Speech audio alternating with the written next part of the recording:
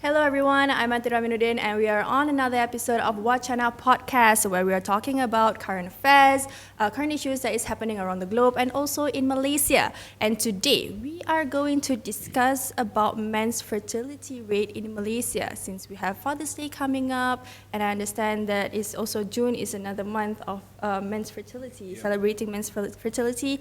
And as we have heard before, the men's fertility rate in the country is declining.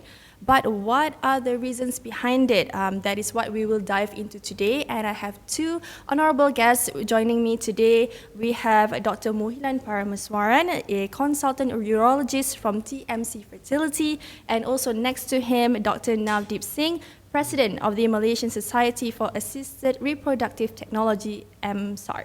Is that correct? Yes. Okay, so how are you guys doing today? Good. Okay, so this is a very interesting topic because I always discuss on women's fertility.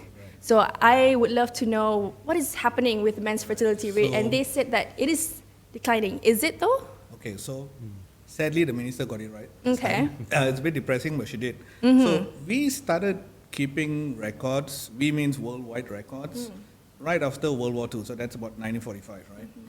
And since 1945 to now, sperm counts have dropped roughly by half. Male infertility, that means the number of guys who have difficulty getting their wives pregnant or girlfriend pregnant or whoever pregnant is increased. So it used to be about 3 to 4%, now it's 15%. So if there are roughly one of us in this room is infertile, right? So it's 6 of us, one of us is infertile, Okay. right? That's the statistics, and that's horrible. So I would love to tell you I can pinpoint one single thing, but I can't. So what we can tell you is, one, plastics, right? So that's your microplastics in your water, the synthetic plastics in your food packaging, the estrogen that we use to make food grow faster. So like when I was a kid, it took 3 months to grow a chicken. McDonald's produces a chicken in 30 days, right? And they do that with hormones.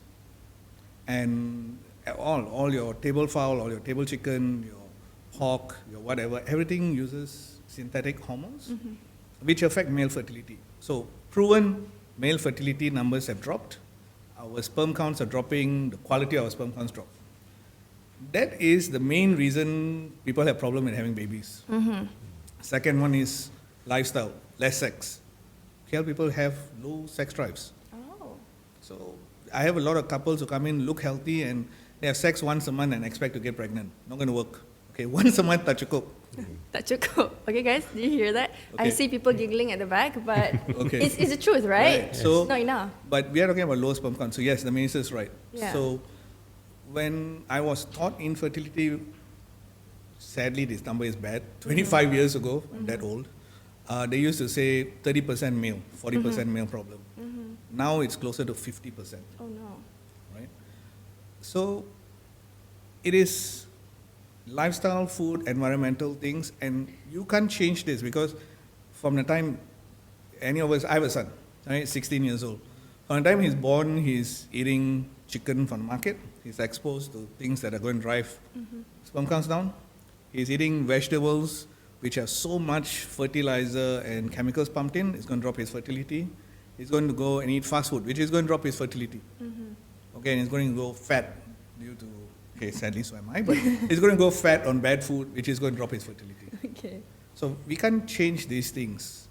Not easy, because to live clean and maintain your health, not that easy. So we have sort of accepted and worked with it. But I think the ministry is now moving forward on fertility issues. And the gynaes, they've sort of solved the problem of partly. So now even if you have 2 sperm, there's 2 miserable sperm, they can get you pregnant.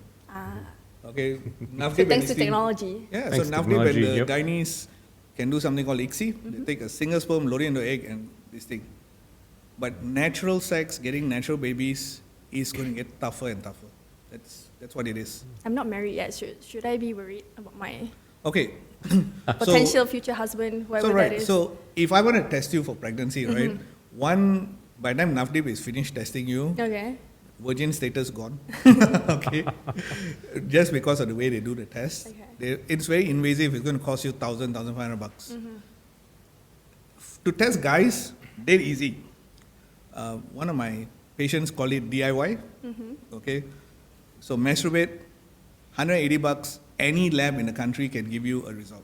All right, your results will come back as one of three basic things. Perfectly good sperm, good, get married, have babies, have normal sex, have babies. Second one, zero sperm. That's why I come in. I come in for the zero sperm guys, right? Most guys will come in between. That means you still have sperm, quality is poor, numbers are poor. You can get pregnant with IVF, but you're going to, it's going to be a problem getting pregnant normally. So one of three results. It'll take you 1 hour, $180, and you can find this out. I would say having a baby shouldn't be the main criteria to marry someone. But let's be realistic. This is Malaysia. I got married, took 3 years to get a baby, and my mother-in-law drove me mad. Okay, so did my mother, but both of them drove me mad. It's Asia. Society says, get married, have a baby within a year. It's a lot of pressure. So if you don't think you can support your spouse, or this is a major issue, $180, get tested, any lab. It's purely confidential. They'll give you a container, take it home, bring the sample, send it to the lab. 1 hour, you got the results. Talk to your future wife and say, are you willing to do this with me? Okay.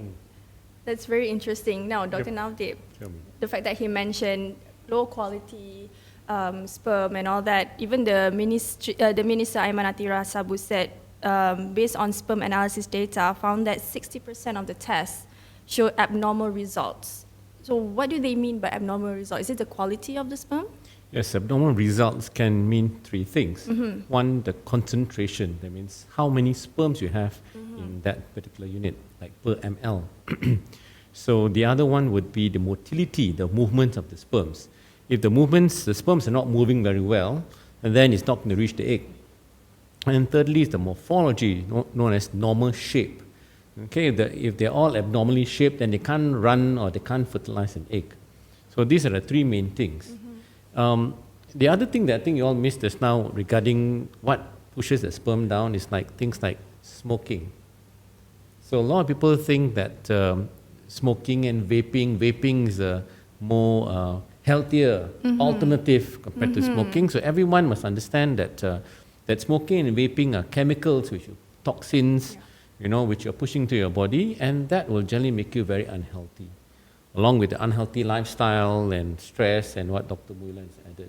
Is there any symptoms that we could see? Because it's something happened internally, right? But is there any symptoms that maybe we could catch early on? Well, generally, if you are oral unhealthy, overweight, having hypertension, diabetes, then that's one thing that you know that you are unhealthy, and that may eventually even affect your sperm count. The other thing would be in men who are unable to get erections, like what I call is erectile dysfunction. So the very fact they have that, they cannot have sex, and hence they can't produce a baby. So all those things may be also due to hormonal problems in them. And the other things would be if they have like androgens. And lots of men nowadays, they all want to have big muscles. They want to be really like The Rock, you see. So, and yes, it's good looking to have that kind of body. However, they take injections like steroids, androgens, testosterone injections. Now, these men will have power, very good sex life because they have the best erections. However, they won't have any sperms. After a few months of using that injection, they have nice bodies, good sex life, but no sperms. Okay, so anyway, we could, like, if that happens, could we, I don't know, reverse it to make it healthy again? So yes. Generally, they have to first stop taking those medications, stop it. And after 3 months, most of the men tend to bounce back to normal sperms. However, in men who have been taking it for a long duration of time, then it'll be a bit more difficult. And that's when we call in the urologist, Dr. Muilan, to come in. That is where you come in, to give us a hand. So, okay, so like I said, by the way, he's right about everything, but there's one other thing, a very simple thing. So the thing that's been found to reduce sperm count the most, aside from all the chemicals and the vape, is temperature. Okay. So, in the old days, guys used to wear these loose boxer shorts. Yeah. That actually is the best. Okay. So tight clothes, tight underwear. See, your balls hang out, your scrotum hangs out of your body is to release heat, right? okay. It's like your car radiator, lepaskan panas. Putting in a tight space, making it tight, temperature goes up, sperm counts drop. Oh, And that's a okay. simple, easy one to fix. It's probably the only one you can fix. So he's right. Just wear Androgen loose is boxes then. yeah, loose boxes. Oh, don't wear underwear. Okay. Okay, that works. So actually, I tell my patients that exactly that. Don't wear underwear, loose clothes. The other thing is androgens are big, right? Look big, beefed up. I can reverse it, but it takes a lot of effort. It's expensive. So 3 months use, don't harm. You cross 12 to 18 months, you're going to have problems. So most bodybuilders have a problem. You asked earlier about symptoms, right? Yeah. Can I tell if someone has low fertility? Mm-hmm. Right. So one, if the low sperm counts go together with low testosterone, then you have guys who look flabby, no facial hair, no body hair, Okay. small penis. And the testes tend to be smaller than normal. So normal size testes, this much, if you can see it, my fingers are about 3 centimeters apart. Shrunken testes will be like 1 centimeter. There's a lot. That's a lot. So really small testes, right? So you will know. You have a small testes, low sex drive, you probably have low sperm counts. Oh, wow. But low sperm counts doesn't mean you can't get someone pregnant. If you try Rajin enough, you sit and have sex every day, you might get it right. So I define it, I don't use low sperm count numbers to say you're infertile. If you have low sperm count, you have sex 3 times a week, and after a year, wife is not pregnant, get checked. If you have low sperm count, sex 3 times a week, your wife gets pregnant, leave it alone, it's fine. Okay. So numbers by themselves don't say it. Low numbers plus your wife not getting pregnant, then you come in for treatment. I see. So then, okay, to get people to go for checkup is not easy, even for women, especially for men, because they feel like it would hurt their masculinity or they hurt their ego to go and get checked, because sometimes they just feel like, tak macho lah nak pergi check. Hey, come on, we're not that bad. Right? We're not that bad. This is the year 2023. How can you like encourage those people? All right, so it's not that I'm too macho to go get checked. And it's not that, okay, not having sperm is going to kill my ego. It's so much that it doesn't occur to me, right? All my friends got married, they all got kids. So naturally, I think I get married, I will have kids. No reason to think not. My brother has kids, my sister has kids, everybody has kids, right? So it's not so much that it's going to affect my ego. It's so much it never occurred to me that I have a problem. Okay. So I would say if we get out the message, look, there's a 1 in 10 chance you have low sperm counts and it's going to affect you having children. Most guys like, shit, there's some problem with me, I better go get checked. It's like how now we have cancer awareness, right? You tell people there's a chance you got cancer, more and more people come for screening. Guys don't come for this because it never occurs to us. It's our culture. We grow up, we go to university, get a job, get married to your girlfriend, get her pregnant. It never occurs to us that something can go wrong. Yeah. So now if you tell enough people, yes, you have 1 in 10 chance something is going to go wrong, I think you'll see more people coming forward.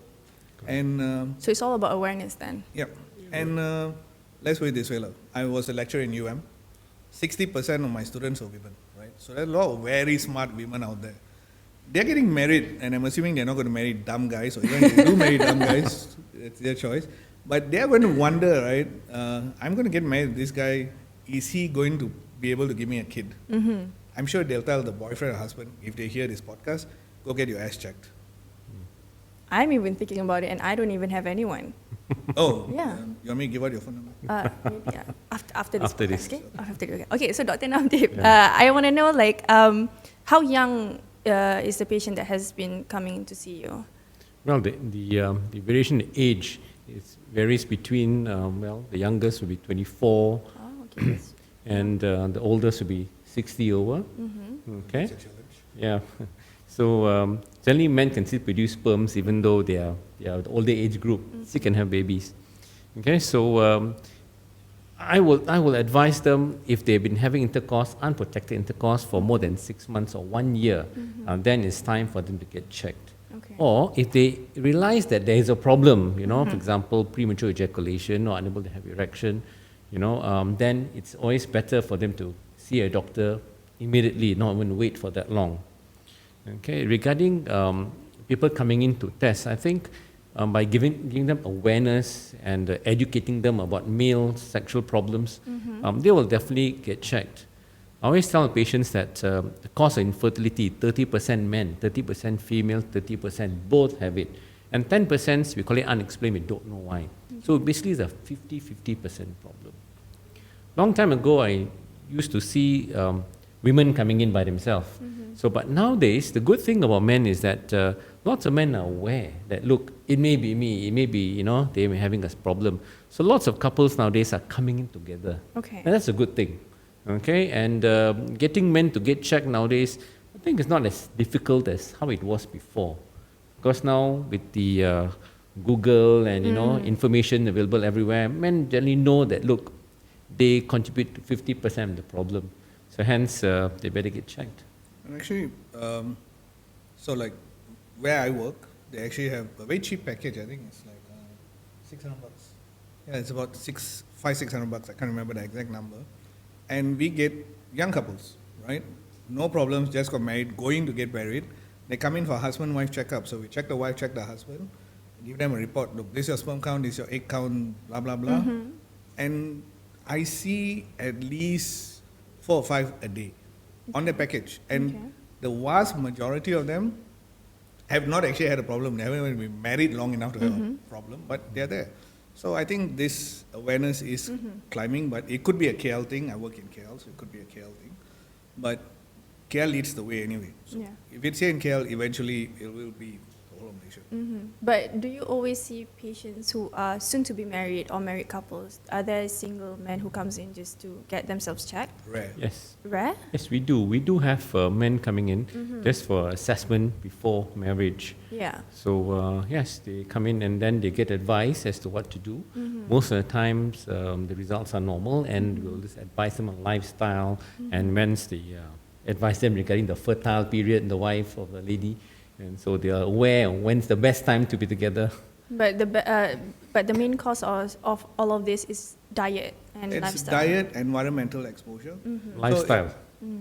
Okay, so lifestyle is right. So the things that you can control are temperature, smoking, vape, exercise, right? Food is the problem because... What can we do? Like, what kind of things should men consume? All right, so the problem is... Okay, so this is going against the cardiologist. The cardiologist is going to hate me. Okay. So I would tell you so far the healthiest thing you could probably eat is beef and lamb because it's got the least amount of contaminants. Okay.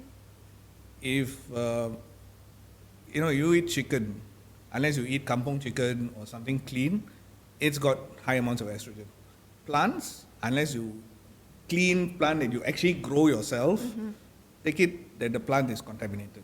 So it is very difficult for someone living in KL, eating in normal shop by the roadside to control your food intake because the estrogen and chemicals in the food, in the vegetables you eat, in the fish, the mercury you get from fish, the estrogen in the chicken, it's tough, right? What you can control, the smoking, the alcohol, the drug intake, the exercise. One of the biggest things that affect this is actually sleep. Get a good amount of sleep. Correct. 6 to 7 hours makes a difference. People in KL don't sleep though. Yeah, I know. I know. Sadly, Just in the news yesterday, they came out like KL has the most people with mental health issues. True. So I'm pretty sure that would contribute to major. health, So right? I'm one of those doctors who is like, do what I tell you, don't do what I do, because I stay 4 hours a day as well. We can't. Okay, it's difficult to squeeze everything you want to do in a day. Okay. Right? And travel time, you waste 2 hours on the road, come back, you got stuff to do. Yeah, most of us be lucky if we get 6 to 7 hours. But that drives testosterone levels down. You get flabby, you get fat, low sleep. You eat junk at night, put on weight. Put on weight, guys, we convert male hormone to female hormone in abdominal fat. Oh. So when we start forming large amounts of female hormones, sperm counts drop. I see. And that is directly linked to low sleep and eating in the mama shop by 2 o'clock in the morning and watching a football game, which we all do lah. That's why you say don't follow your advice. Yeah, don't do what I do. Okay, don't do what I do, man. I got a bad lifestyle. But Yeah, so it's easy to say, but I'm just trying to say that it's not always possible to do it. You do what you can. Control temperature, control the smoking, control the weight. You can do that. Food, tough. Everybody's in a budget. Good, healthy, organic food. Yeah. Heck, I find it expensive, so I'm pretty sure most people do, right? Yeah. Most of us sure. eat. When I was husband, like mama, McDonald's, KFC, fastest things. All bad for me. Because it's cheap. It's cheap. It's cheap, it's fast, it's 24 hours. Yeah. And it tastes nice. Okay. Okay, that is the part where diet contributes to the declining, right? Let's talk about masculine wash. We have Okay, seen so it, right? So we lot have of crap. seen people, a lot of crap. Okay, Yeah, we have lot of seen crap, people come on. selling and promoting masculine wash Okay, for so men in the market. So let me- is it really needed? No, one is bad. Okay, Okay. really bad, right? So when I was a kid, God, I sound like my grandfather when I say that, right? When I was a kid, right, they used to say scrub with Dettol. I don't know, before your time, nowadays when I will see this, they used to promote Dettol. And the idea you want to kill all germs on your body. Now we know that's a really bad idea. The germs you have are protective. Your vaginal germs protect you from having urine tract infection. Yeah. My germs on my body, they're mine. They're Okay. good guys. Yeah. They stop bad ones from coming onto me. So that means as long as my good germs are alive, a woman's vaginal germs are not going to jump on my penis and come out. Yeah, true. Very simple. You use masculine wash, Uh-huh. you're going to kill off the good germs. And for what? There's no point.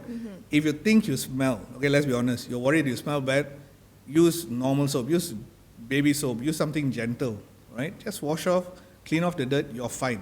Trust me, it'll work. You don't need to use a chemical wash, you don't need to use a detergent, anything down there. But it's also a problem, the fact that they promote this, right, in the market. Hell, anything with a high profit margin, somebody Yeah. will do it, right? So if you are in the market, it's got a high profit margin, go ahead and sell it, but don't use it. Okay, so have you experienced patients who came in, said, I have a problem, I already used the masculine wash, da, da, da, da, da. Have you witnessed this kind of patients before? Of course, yes, we do. Nowadays, there are lots of men buying all sorts of products, even beauty products. Okay, so I advise them to not use it. Use the normal regular soap and that'll be fine.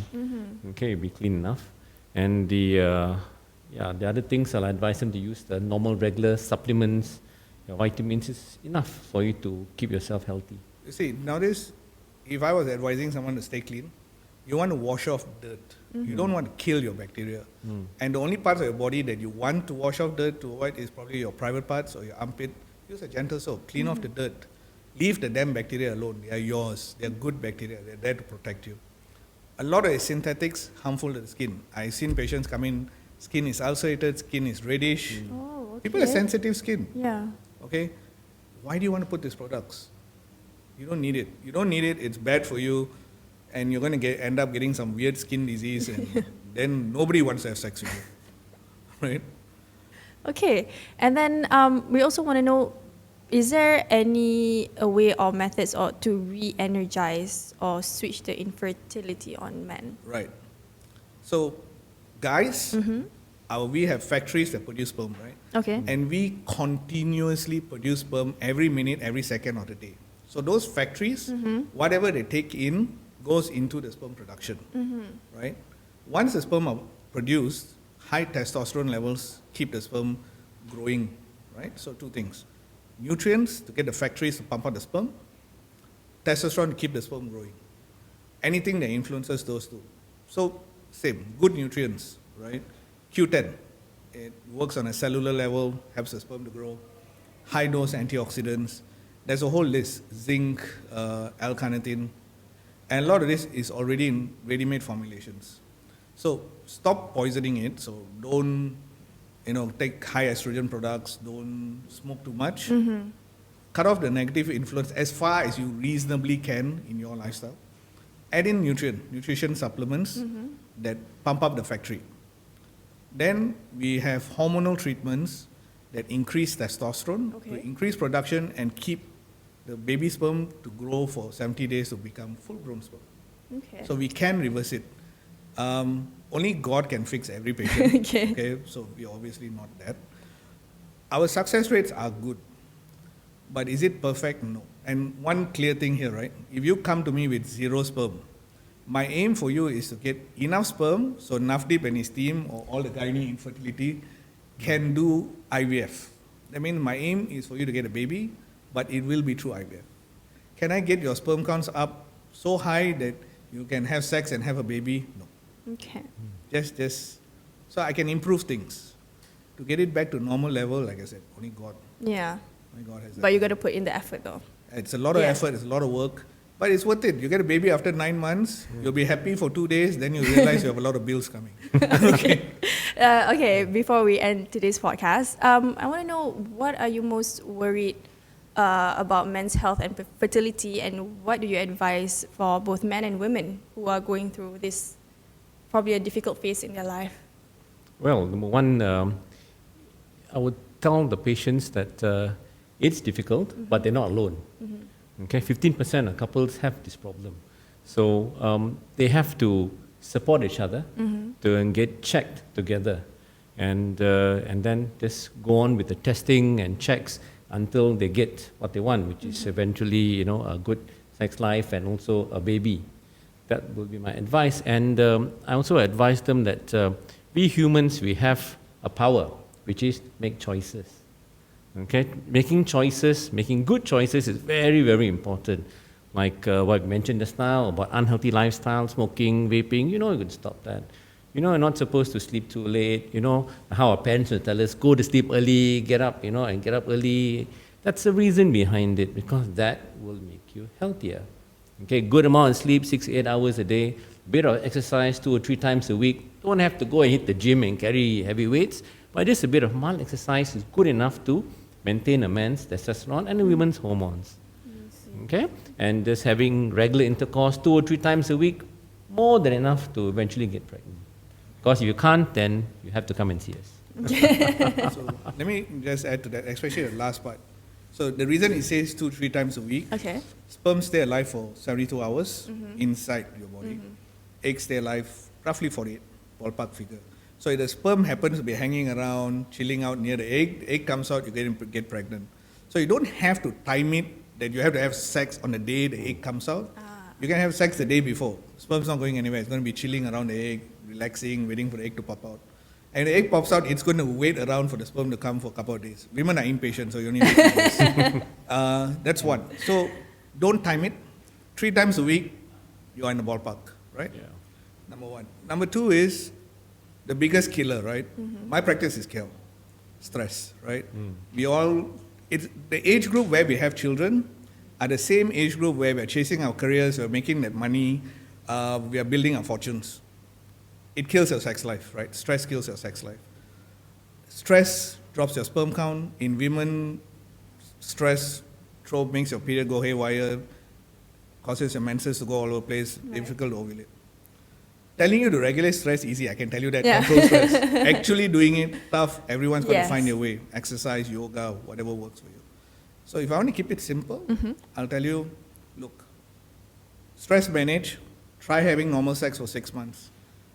Don't get pregnant, simple test.